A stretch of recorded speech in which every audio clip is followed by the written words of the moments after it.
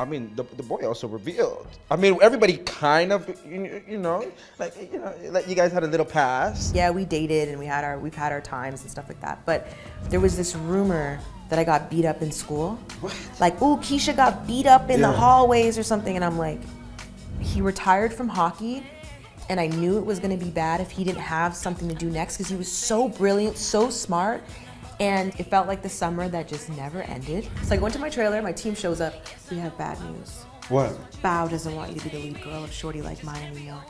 Bow Wow. He brought in Angela Simmons. And I do ghostwrite for people too. I ain't gonna, say nothing about nothing, but I be writing. You're gonna answer why you and Aubrey wouldn't ever. That was what you were gonna ask. Yeah. You're hilarious. I try to be. Yeah.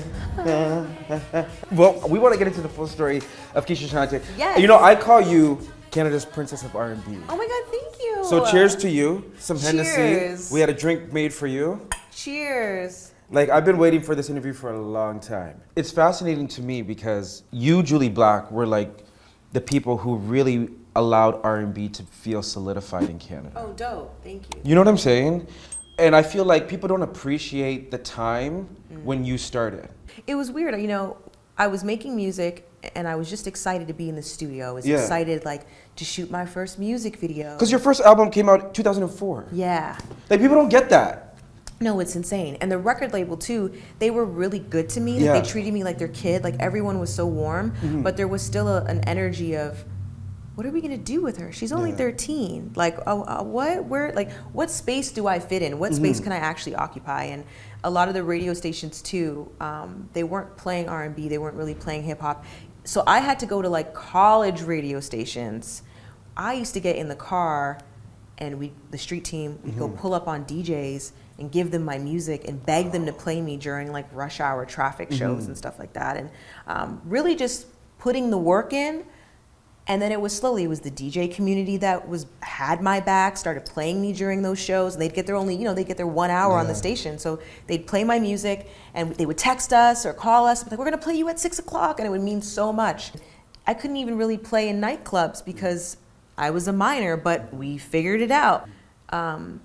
People in the industry wrapped around me and embraced me. And people who weren't playing R&B, I feel like maybe because I was young, they were like, give this little girl a shot. This is her dream. And then it really just took off. And we were getting added to radio stations that didn't play R&B, networks that weren't interested in R&B either. And it just started to move from there. So I'm just so grateful that happened. And if it weren't for the Canadian industry wrapping their arms around me, I wouldn't have a career still 22 years later. I've had consistency and longevity based on that infrastructure. And kudos to you too. Thank you. I see you killing it. Oh, listen. I see you popping out like you about to hit the runway. I said, where is he going? He's going somewhere. I saw a video of you getting out of a car and you were like, I was like, no, but nobody can smize like you. no, you be smizing. No, but your smize is hella Thank you. content. But then I don't know how to flirt. That's the crazy thing. What? Yeah, I got the smile, I got the eyes Yeah. down, but my flirting game was questionable. I'm like, did I just roast him? Is he offended? Well, but you moved around so much when you were younger.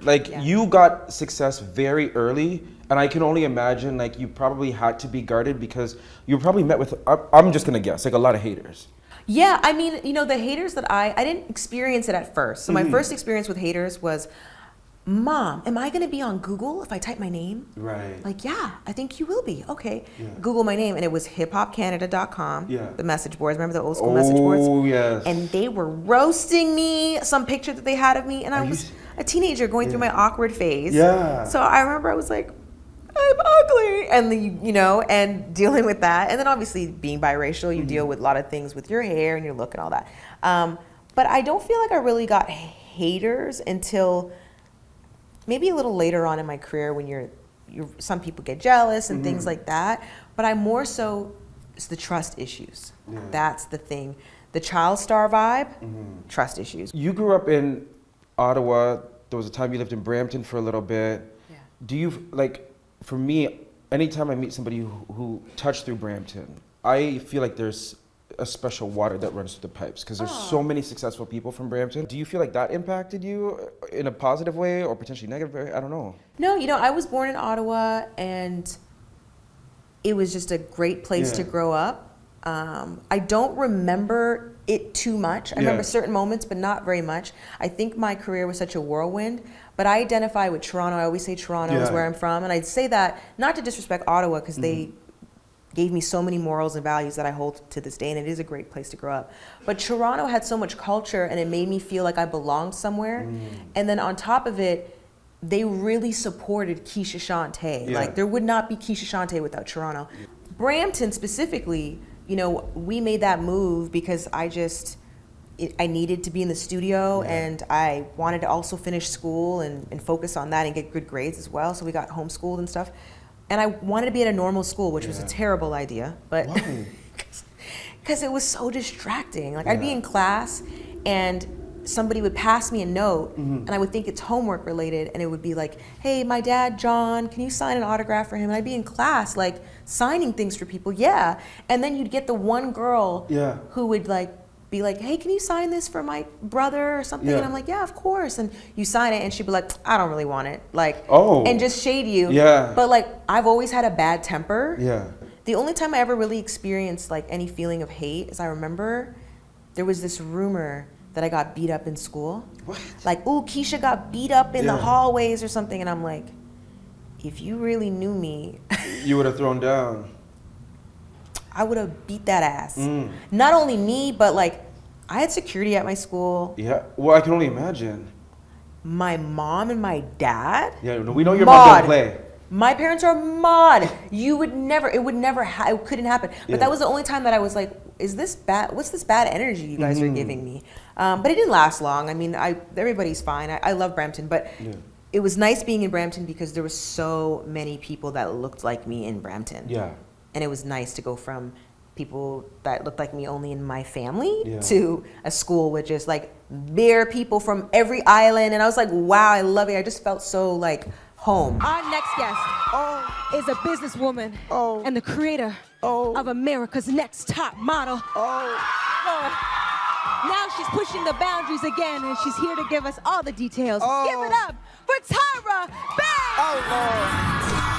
You're also a TV host, right? Yeah. And you hosted, like, a huge entertainment program. Obviously, shout out to ET Canada here in Canada, but 106 & Park in the States, which is, like, if you're in the hip hop, R&B world, like, that platform is everything. Yes, absolutely. I mean, when you jumped onto 106 & Park to work with Bow Wow, again, it was like seeing you both together was like, I feel like for people who grew up with both of you guys, it was like, these are our crushes, like, literally coming together. What is Bow Wow like? Is he a homie? Yeah, he's my homie. I love him. We're friends. But I always tell the story about Bao because he hazed me in the beginning. Yeah, what do you mean? Yeah, so the story goes, we were both signed to Sony Urban. And he saw my poster in the building in New York City, and we were like 16. And he was like, I want this girl in my music video for Shorty Like Mine. So they gave him my phone number, and he was like, hey, I want to, like, cordially invite you to be a girl in my Shorty Like Mine, be my lead girl. And I was like, oh my God, I would love to. So my team flew me out to LA. We had a whole team meeting. He showed up all like, what's up? You know. Oh, he was putting on. And then he asked me, like, oh, you want to come by the hotel? Da, da, da. And I'm like, no. The day of, I show up. Bow Wow, trailer. Chris Brown has a trailer. Angela Simmons has a trailer. Keshia Chanté has a trailer. And I'm like, okay. So I go into my trailer, my team shows up. We have bad news. What? Bow doesn't want you to be the lead girl of Shorty Like Mine anymore. Bow Wow. He brought in Angela Simmons. And I'm like, okay, well, I can go home then. Because I was Keshia Chanté at this point. And I was, bye, boo-boo, honey, boo thing. But what I didn't realize is that Chris Brown's trailer was there, and he was there. He came, knocked at the door, and we were friends. We met when we were young. And he was like, what's going on? I'm like, Bow's trying to kick me out of this video. He's like, well, you'll be my lead girl then. We don't need Bow. So then we had a little rivalry. Ooh. Yo, this story is juicy. And I was like, what a time to be alive. So I was like, okay, Chris. He's like, you'll be my lead girl. Like, cool. Like, don't deal with him. Da da da. I said, okay, cool. So we shoot the video. Bow gave me attitude the entire time. We got one exchange. Did the video. If you see the video, it zooms in on Toronto on a map, and then it's me typing. That was a hard scene. You put on for the city. And then years passed, and I would Yeah. run into him, and it was never cool. It was Yeah. just like, hey, cool. And then 106 and Park happened. Yeah. It took a while to get the paperwork, the work visa, the stuff. It was a lot of negotiation. I wasn't sure if I was like ready to do it, And they hired Angela Simmons for the summer to co-host with Bow Wow, and it was just for the summer. But I think Angela was under the guise that if she did a really good job, they would sign her long term. They didn't know they already signed. She didn't know that they already signed me. No one knew that they already signed me. They told Bow the day I was showing up that I was the new host. They didn't prep him. They didn't give him a heads up. And when I walked into his dressing room and he saw it was me, he was mad as hell. He didn't even acknowledge me. And I was like, damn, this is gonna be really hard. So we did a couple shows. I don't think they aired. It was just kind of like rehearsals and stuff. And he just kept hazing me. Teleprompter would come up, he would say my line or mess up his line or pause and be like, no, it's your turn, and it's not my turn. Just like really weird stuff. All the tricks in the books. All the tricks. He was trying to play with me. Yeah. Like, don't play with it, don't play with it, don't play with it. No. And then one day they called me and said, we have a special episode. You need to be there. We're going to announce you as the new host. And I had no idea. And I got to set, and Aubrey was the guest that they were interviewing. My name is Drake. I'm from a place called Toronto, Canada. And this not only is my girl, but at one point I think this was my girl. And I'd like to let you know that Keisha, this wonderful woman right here, is now the new co-host next to my man Bow on 106 and Park. We're going to talk about Aubrey in a hot second. So they were interviewing Aubrey, and he came out, and we did our segment, me and him. And then Aubrey's the one that co-signed me to Bow. Yeah. It was like, no, like, She's cool. yeah, like that's like, yeah. So he gave Bow the okie doke, and then Bow was nice to me after that. And I was like, ooh, you got big bro. Toronto strikes again. Listen, no, when Toronto links up, that's what I'm saying. We're so much stronger when we link up together. Yes. And shout out to the boy, because Shout out to the boy. That was a special moment for me. That could have gone. I don't know how that could have gone. He co-signed me. Yeah. So in that moment, and I needed that, I think. And he always genuinely shows you love. Yeah. You know what I'm saying? Like, Yeah. I know, like, just a few years ago at the Canadian North Star show, I mean, the boy also revealed. I mean, everybody kind of, you know, like you guys had a little past. Right. You know? Right. Keisha? Yes. Miss Chanté. Some respect on it. You gonna get my I love the respect that you guys have for one another. Yeah. Because it was a time back then. Yeah. But what was that time like? You were funny.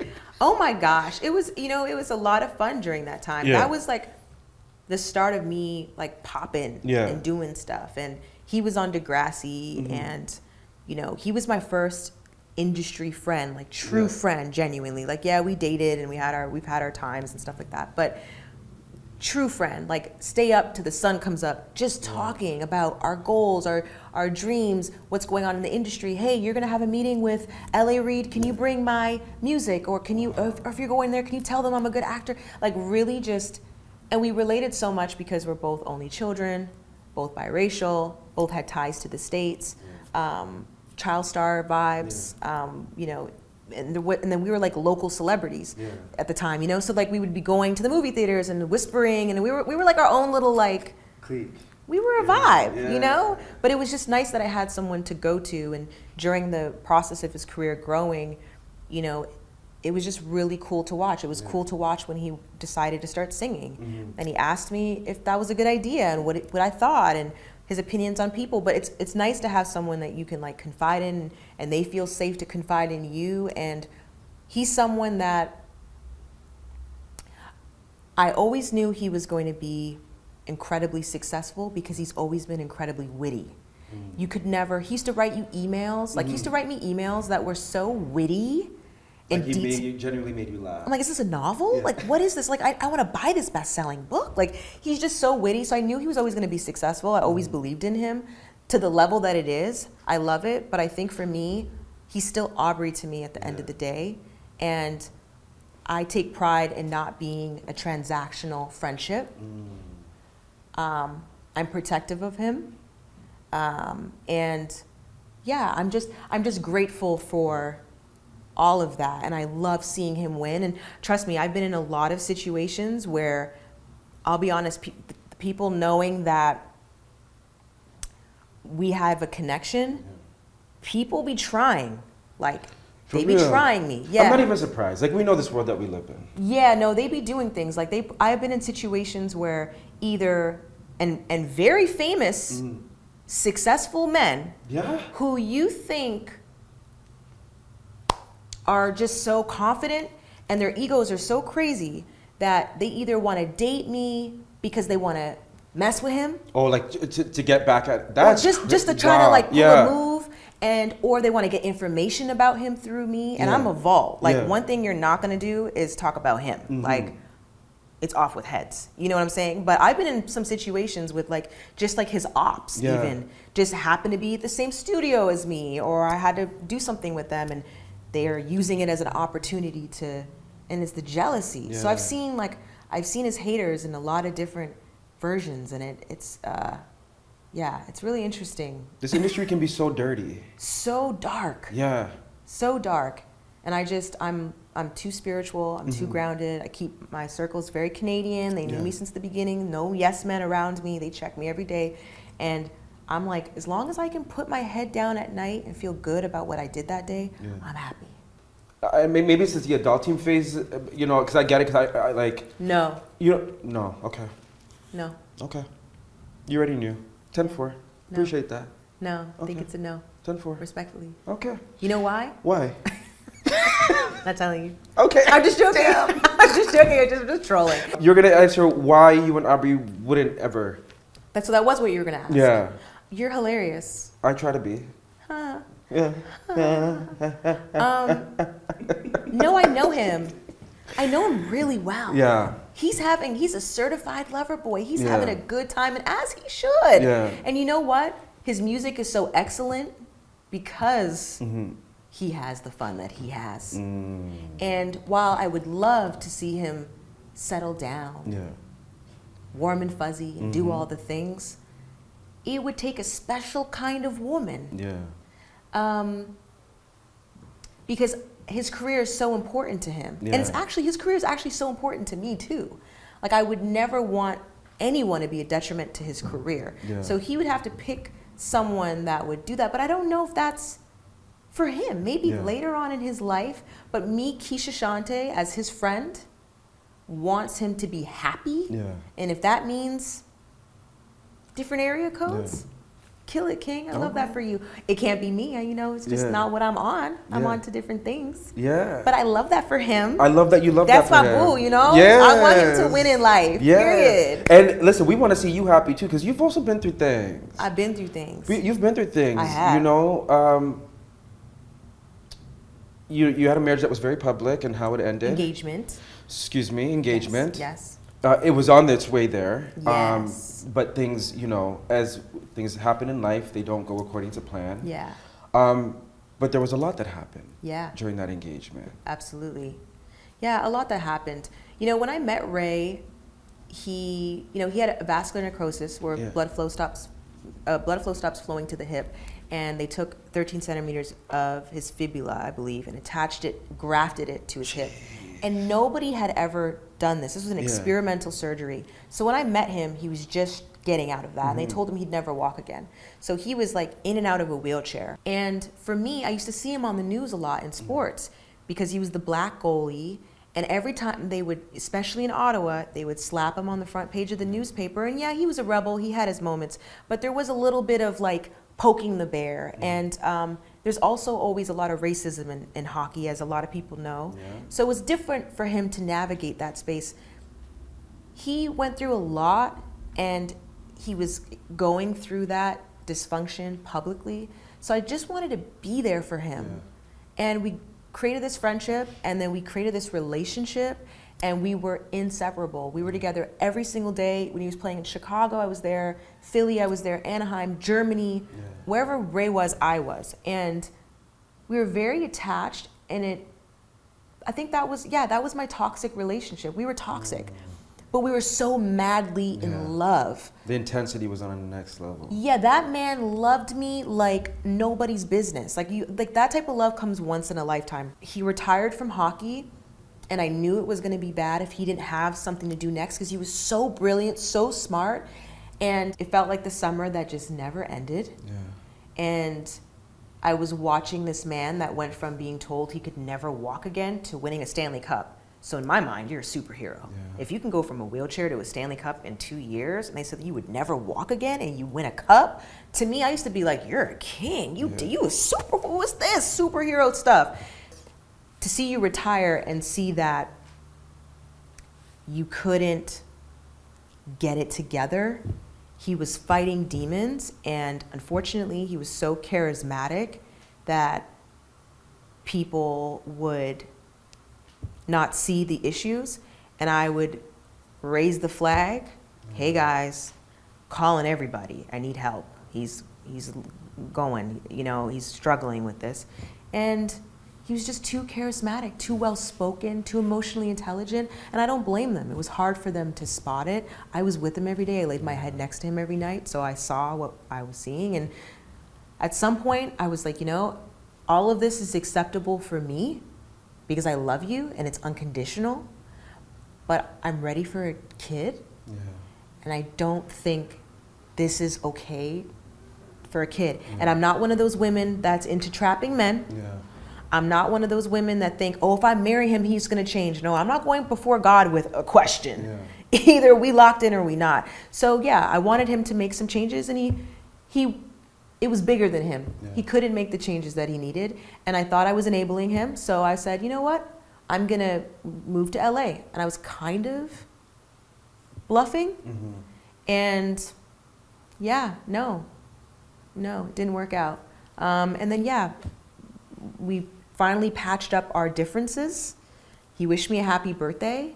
And then a few weeks later, I remember feeling like something wasn't right and getting the call from a police officer, and he mentioned him, and I thought he was in trouble. I thought he did something and they were calling me to go help or something. And no, he said he dived in the water and they couldn't find him. And that was an interesting moment. And I do struggle with that one because a part of me, it was 6 a.m. when it happened. A part of me was like, if I was still with him, he would have been home. I would have, because he knew if he was out past like 3 in the morning, I was going to come looking for his ass.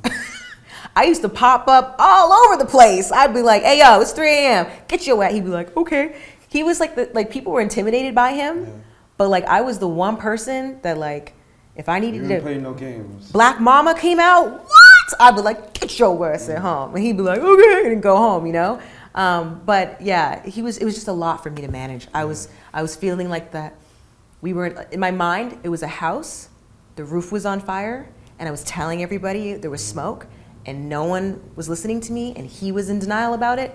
And ultimately, I got out of the house, and just as I got out, it all came crashing down. Yes. I leaned on God and my family, and I got through it. But I tell you, when it happened, vegetable. I was like, I'm not, it's a wrap. I thought I was gonna die, honestly. I thought it was the end. And I definitely started to prepare like it was the end. I was like, it's over. I don't wanna be here anymore. But God got me out of it, and ironically, ET Canada called and begged me to do a meeting with them. And I showed up to the office in like pajamas and like wedge sneakers and Audacity. And I was like, I'm really not in the mood for that. I'm just doing this out of respect. I don't want to be here. And I'll be honest, ET Canada kept me so busy that I just worked as much as I could, went home, cried, iced my eyes, and went back to work. But on Instagram, you'd never guess. You would think I was thriving. That's what some people need that though, right? They need that distraction, right, to keep going. Distracted as all hell. Yeah. If he was still here, yeah, and let's say he was sitting in the seat that I'm sitting in right now, yeah, and you could say something to him, what do you think you would say to Ray? I would say, yeah, I would say that it was an honor to love you. It was an honor to know you. thank you for treating me like your baby. Despite our lows, I know that wasn't you, because normal Ray loved me insanely. Unfortunately, inebriated Ray wasn't awesome, but he always apologized, and he never remembered it, but I did and do. But that I forgive him for that. And yeah, he'll always be like really special to me. I'm grateful because he taught me how to grieve. We lost a friend and I was devastated, and he looked at me and he said, "Have you never lost someone before?" And I said, "No, I don't even know how to feel." And he said, "God, I hope I'm not around the day you lose someone really close to you." And ironically, he was the one that was really close to me, and I don't think he would have been able to see how I was. But he used to always say, "Walk like a warrior. Don't embarrass the kid. Don't embarrass the family." He'd always say that to me. And he'd be like, life is so short. You can't dwell in grief. You're going to waste your own days, and your days are limited. And he also told me he would haunt me if anything ever happened. He would never leave me. Yeah. But yeah, it's my baby. I love him. I miss him every day. I want to get back to sorry. you. No, listen. Thank you for just being so open. Yeah. And I think You're it's welcome. I think it's going to be so refreshing for people to see Keisha so raw and so open. And I think it's such a pleasure for me to experience this thank side of you as well. Yeah. I kind of want to ask you this question because, like I said, your body of music is so amazing. Do you think you're gonna ever go back into the studio? Yeah. Yeah? Yeah, for sure. Oh, like Yeah. like how for sure and how soon? You would be the amount of music I've made that's never come out. So why don't you put like an album of just unreleased music? I'm such a perfectionist. I know, I'm my worst enemy in that way. My So mom how do says we it all the continue to time. advocate for this? Do we need to start like a petition? Yeah. Okay, we're starting a petition. Sign below. Hilarious. Yeah, I will. I go in the studio. Like I'll be in Yeah. the studio like next week. I still do stuff, you Yeah. know? And I do ghostwrite for people too. I ain't gonna, say nothing What? about nothing, but I be writing. I don't think people know that. You'd be surprised the people that like have me come to the studio session. I've ghostwritten for Yeah. different artists, rappers, singers. Yeah. I love it. It's so much fun. Yeah. Keisha, I know we got to wrap up, but, the one thing I know about you is that you're someone who never stops. Thank you. But more importantly, you never settle. Period. Let me take my drink. Ooh. Okay, now. What advice would you give to somebody who has that same ambition that you have? That wants to do something. That wants to do anything, but they might feel stuck. But they've looked at you and they've seen that you've never stopped, you've never settled. What advice would you give to them? You gotta always be a student of the game. Yeah. I study everything. There's Yeah. nothing that I don't study. Even when I got into hosting, I'm like, let me study. To the point that I used to watch interviews and type what everybody was saying and Yeah. recreate a transcript and then read it back on paper to see if I matched what was Yeah. on TV. Like, there's a nerd process of everything that exists, even if they don't teach you in school. So I would say study, learn, and practice. And it's Yeah. like, I know it sounds typical, but you got that. And as long as you got social media, you got a lot. You got a lot. All right. Yeah. That's some good advice. Oxtail, Team Oxtail or Team Currygo? Ooh, why would you do that? I had to do That it. can't be the last question. It has to be. She's going to have to come back. No, but Oh you have my to tell gosh. us. Team Oxtail, Team Currygo. It might be oxtail. Woo! Thank you for coming. Thank you for You're having me. truly amazing. Thank you. Hey, it's BG, and I want to know, what do you think about what you just watched? Make sure to drop your thoughts in the comments below, but also make sure to check out even more great content like this video and this video over here. And if you haven't subscribed to the Brandon Gona Show, do so right now by clicking this button right here.